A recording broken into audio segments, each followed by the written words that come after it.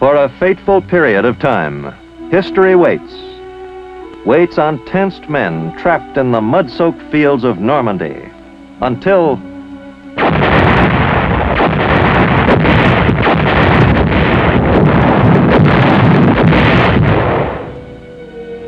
they are able to break out of that agony of isolation and move toward their destiny, changing history's course. This is that story. It is the story of Breakout and Pursuit.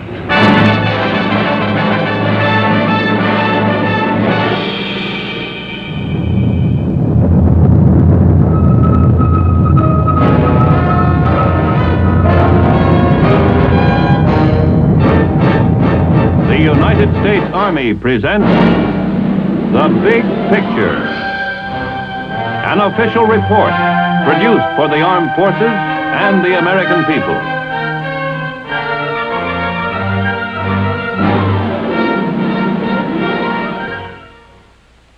Hello, I'm Alexander Scorby. With its eye on the future, the United States Army is mindful of its past. It has a Department of History whose task it is to preserve that past, with all its glory and all its tragedy, with all of its wisdom and with all its failures.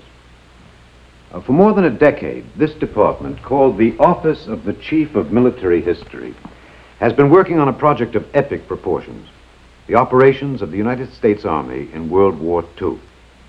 More than 50 volumes in this series have already been published. It will total 80 or more when it's completed. The most recent is Breakout And Pursuit by Martin Blumenson. Its subject is what happened on the continent of Europe in July and August of 1944, two crucial months that will light the fire of memory in American minds. Or perhaps not in all minds. Time moves swiftly, and in its headlong rush it condenses the events behind us. One magic and memorable day, we were across the English Channel, our feet at last on the Normandy beaches. Soon after, we were lighting the skies of liberated Paris. And perhaps only those who were there, or whose lives were changed by what happened there, remember that 80 days of war and its uncertainty lay between the two events. This book is a sweeping record of those days. It's a big book, both in size and in scope. Heroes crowd its pages, the ones whose names became carved on the consciousness of the world, and the obscure ones who held the final hope of triumph in their two hands and in their hearts. It's a book with a happy ending, for it tells of a great victory, or series of victories. But it's not so much concerned with victory itself as with the structure on which victory rested. The decisions, the agonizing waiting, the frustrations, the bold hopes, the daring executions, the errors and the logic, from all of which together victory ultimately came. Now, here's the situation as the book and the action begin. United States and British and Canadian troops on the 1st of July 1944 were engaged in battle with German forces on the Channel coast of France.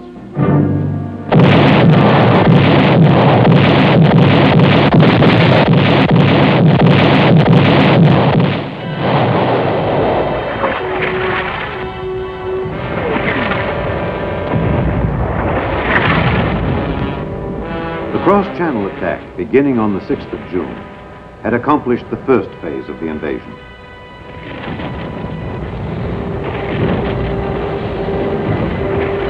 The second phase called for the Allies to expand their foothold. They needed space to maneuver, room to handle the large amounts of men and materiel streaming over from England.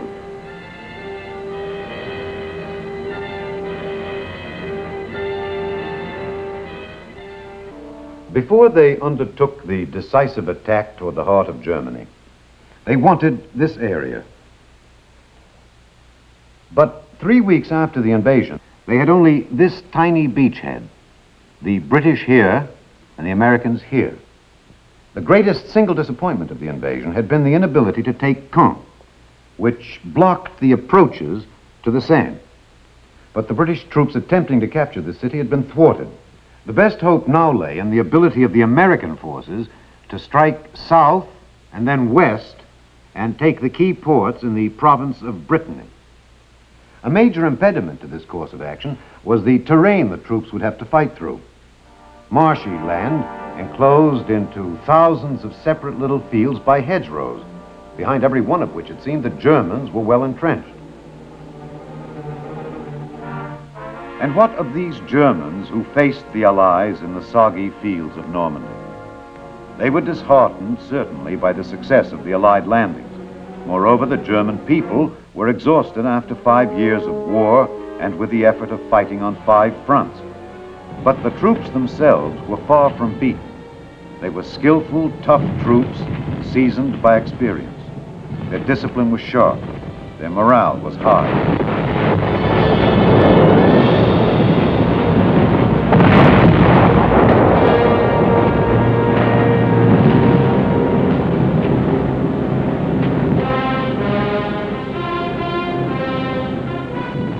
The Germans had a new weapon, the deadly V-1, a small pilotless jet aircraft which had begun to fall on England in the middle of June.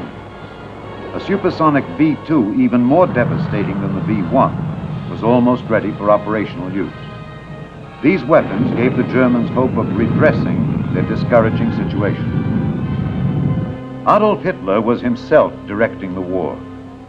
Believing that eventually the Germans would be able to launch a large-scale offensive which would drive the Allies from the continent, he planned in the meantime to pin them down in Normandy and prevent them from using their mobile power. Although some of his commanders now recommended limited withdrawals to make their defensive positions stronger, Hitler refused. To withdraw for any reason at this time seemed to him to admit defeat. So, as American forces prepared to strike across the hedge-rowed lowland where the Germans had erected strong defenses, Hitler announced that those defenses were to be held.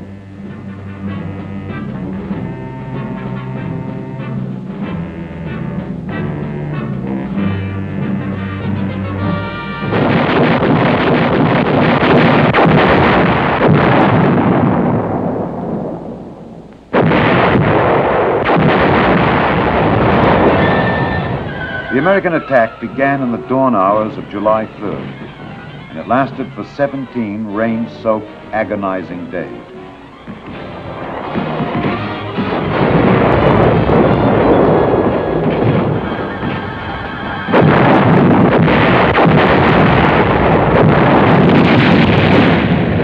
The soggy, hedge-rowed terrain immobilized the mechanized power of the ground forces.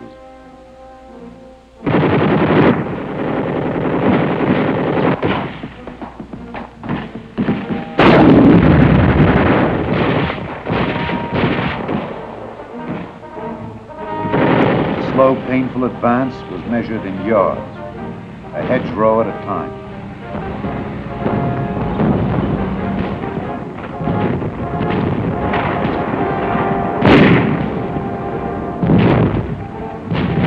Like the steady rain which fell over the entire operation, a sense of despair and frustration touched all those who participated.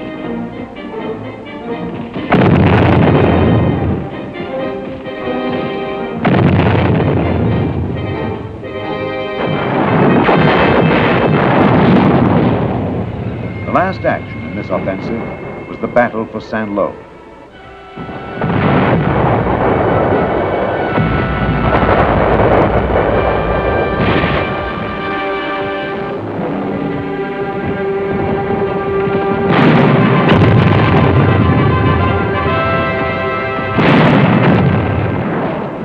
The Allies wanted Saint-Lô for a number of reasons. Its prestige value, the effect its capture would have on the Germans, and as an access to roads leading south.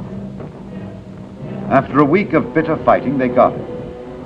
The cost was high, as was true in all the hedgerow fighting, but the town was secured, and in the process, a memorial was created. An infantry battalion commander killed before the gates of the city was carried into Saint-Lô with the liberators. his body was placed on a pile of rubble, an impromptu shrine to the qualities of courage and sacrifice that had made the drive to Saint-Lô possible. The triumph belonged to the dead as well as to the living. The results of this July offensive were disappointing. The greatest gain had been only 7 miles. The need was urgent for a way to break out of the containment of the Normandy situation, to get onto flat, dry land so that the Army's mobile force could be unleashed. General Omar Bradley, commander of the American troops, had been forming a plan for some time. Bradley's plan, which was codenamed Cobra, was to gather together an overwhelming concentration of ground troops, twice as great a force as would normally be used on such a narrow front, and combine it with a massive assault from the air by the Army Air Force. In war, heavy bombers are used primarily for strategic purposes, to knock out major long-range targets such as railheads and manufacturing plants deep in enemy territory. To use heavy bombers for tactical reasons, that is, to help the ground forces obtain an immediate objective, was quite risky, mainly because of 2 factors. The heavy bombs dropped from the big planes created craters and debris, which became serious obstacles to the ground troops. And because our own forces would have to move far back from the front to escape the damage of the bombers, the time interval between the air bombardment and the ground forces' attack on the target was too long. It gave the enemy time to recover and marshal his defenses. Bradley thought that in this case he could eliminate many of these dangers, if not all the risks. No plan in war is foolproof. But this one was bold, and if it worked, it would enable the Allies to break the stalemate in which they'd become bogged down. Brittany was still the eventual goal. The first step toward it would be the line between Coutances and Caumont.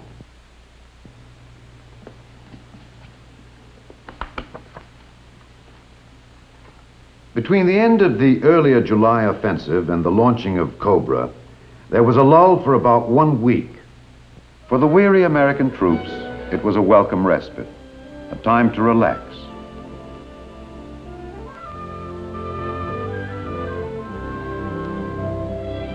On July 20th, a dramatic event electrified the world and revealed that there was no relaxation inside the enemy camp.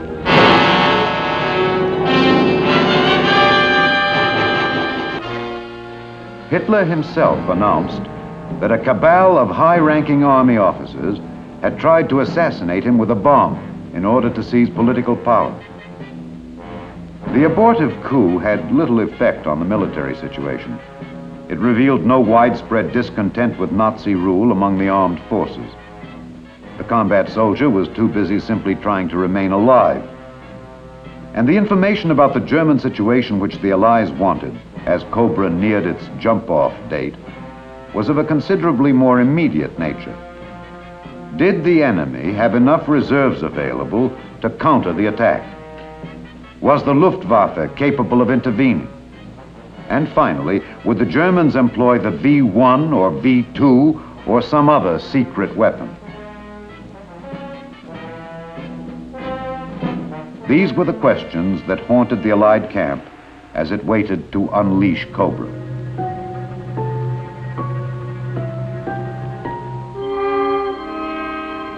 July 24th was the day scheduled for the attack. Because the day was heavily overcast, however, with inadequate visibility for air attack, the operation was postponed.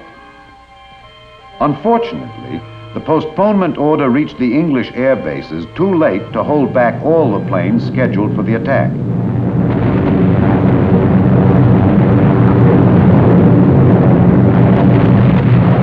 The bombardment from the planes which did not receive the postponement order was not great enough to damage German positions seriously. But it was sufficient to alert them to the threat of a ground attack. And German artillery gave American forward units a hard time for the rest of that day.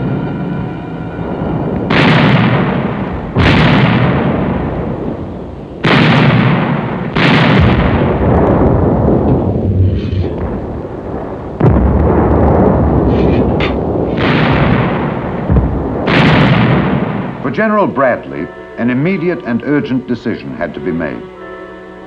The prospects were improving for good weather the next day. Should Cobra be launched, even in the face of the possibility that the Americans had now lost the important element of tactical surprise? Or should it be postponed at least for several days, which might then give the Germans a chance to prepare even stronger defenses? Bradley's decision. Cobra would strike again at 11 o'clock the next day.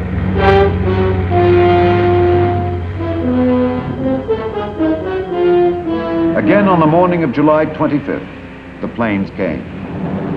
One observer called the seemingly endless waves of planes the most imposing aerial parade I have seen since the beginning of this long war.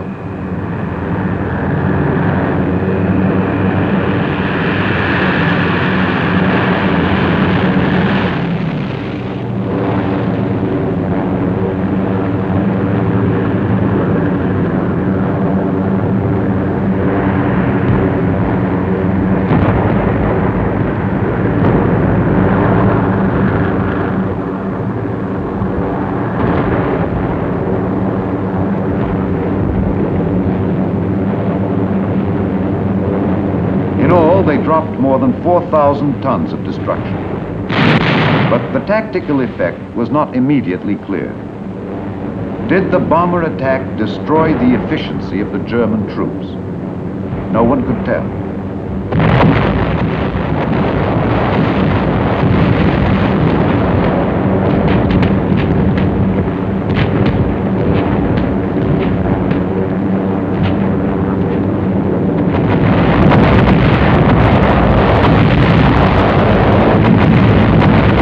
General J. Lawton Collins, 7th Corps commander, who was to spearhead the attack, had little time to ponder the question. For better or for worse, Cobra was launched.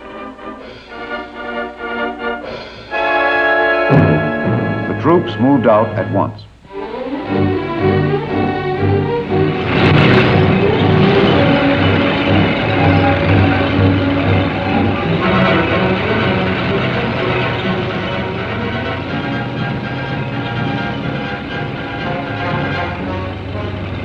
Their immediate objectives were the towns of Marigny and Saint-Gilles.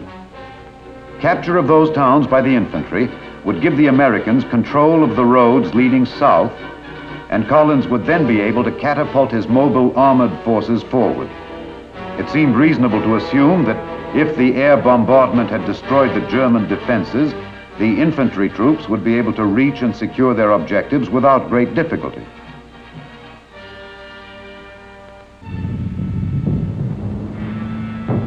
To their surprise, they met strong resistance.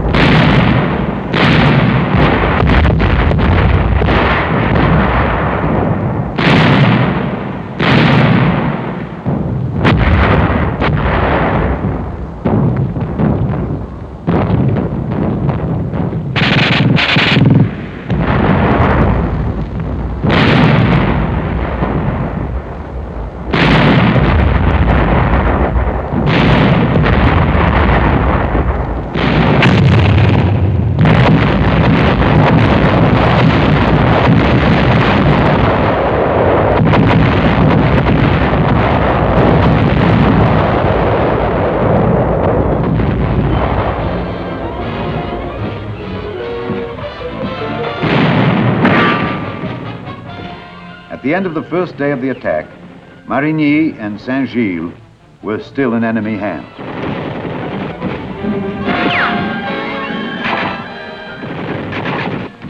Because the entire success of Cobra depended on a 7th Corps breakthrough, Collins decided to gamble.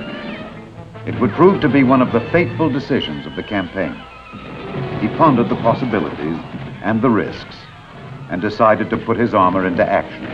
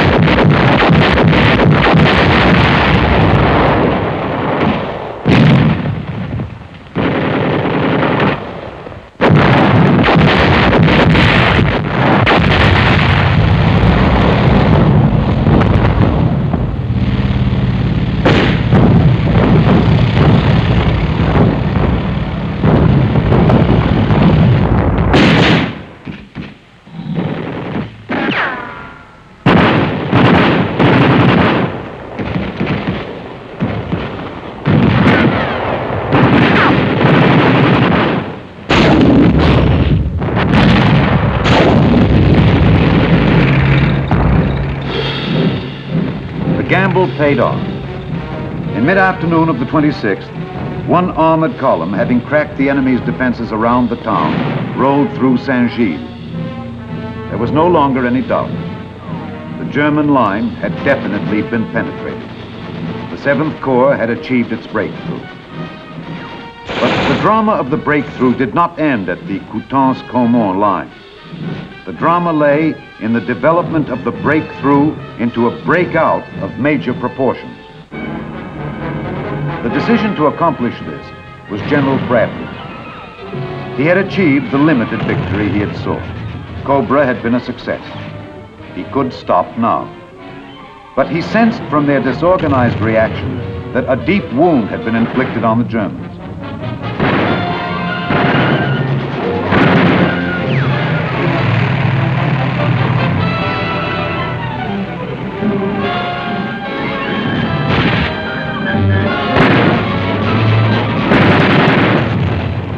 The Americans pressed their attack through rapidly crumbling German defenses. By the end of the month, United States forces stood at the base of the peninsula, at the gates of the province of Brittany. And a nightmarish phase of the battle, the war of stalemate, was over.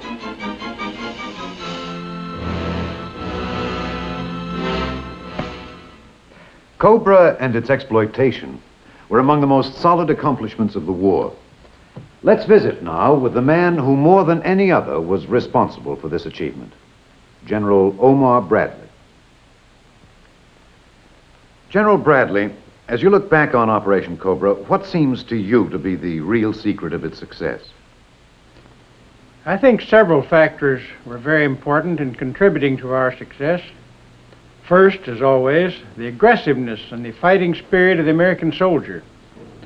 Second, the marvelous teamwork displayed by the combat armies and our Air Force. And third, the magnificent alertness of my subordinate commanders and their ability to take advantage of the breaks. In particular, General Collins' bold move. This book must be like traveling down an old and familiar path to you, General Bradley. Well, it is, yes. But it's more like traveling down a road in the daylight that at the time you had to take it was in the dark. It's generally familiar, but it's always interesting to see the whole picture, part of which was hidden before. You think the book throws light, then, on this period of history? Most effectively. It does an excellent job, I think, of cutting through the dust which that campaign kicked up and letting the reader see what happened and how it happened and why. Well, one of these days, when the Army historians get through with their project, they'll have the what and how and why of the entire war caught between these binders. It's about as ambitious a task as any group of historians has ever undertaken, I suppose, and quite a valuable one. A much better job than has ever been done on any other war. You mean valuable in the sense that we learn from the past? That most of all, of course. Despite the fact that the weapons of war are changing, the principles of war remain the same. Officers studying these volumes can learn much about command, tactics, strategy, the tyranny of logistics, the problems of terrain, the importance of reconnaissance. There are many lessons to be learned, but it's not only the military man who will benefit from these books. The war was a big thing in all our lives. We've been reading about the Revolution and the Civil War for a long time to get a clearer picture of ourselves as a nation. The Army is giving us the ability to do that now with the greatest war we ever fought in our history. Thank you very much, General Bradley. Operation Cobra, of course, is only one action in the crowded and historic 2 months which Breakout and Pursuit reviews. Much of the subsequent action was more colorful, but Cobra was the key which unlocked the door to those spectacular victories. The reaching of Avranches signified the culmination of the breakthrough and the point at which our forces split for the westward and eastward drives in the breakout. To the west, there was the dash across Brittany, where the ports of Saint-Malo and Brest finally became prizes of conquest.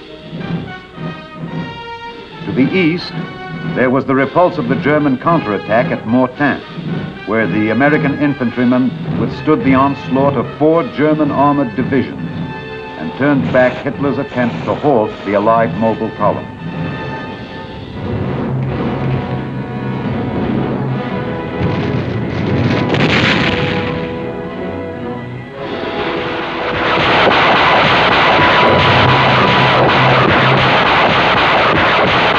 The trap the Allies closed at Argenton and Falaise, where they virtually destroyed 2 German field armies.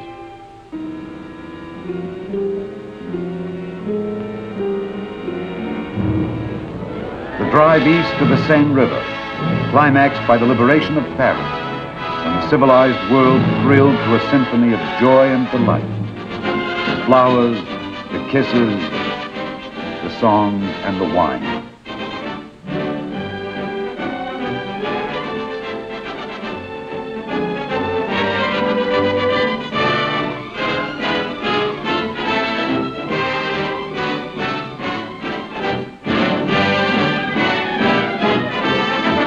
Finally, the triumphant and dramatic pursuit of the retreating Germans beyond the Seine to the border of the enemy's homeland, and the Siegfried Line, where a new phase of the war awaited.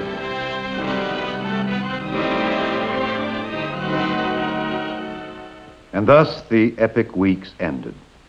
The short span of time in which the shape of final victory began to emerge, with the successful breakout from the hedgerow country and the pursuit across the heart of France.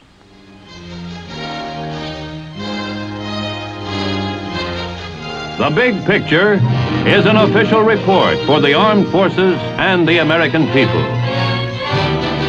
Produced by the Army Pictorial Center. Presented by the Department of the Army in cooperation with this station.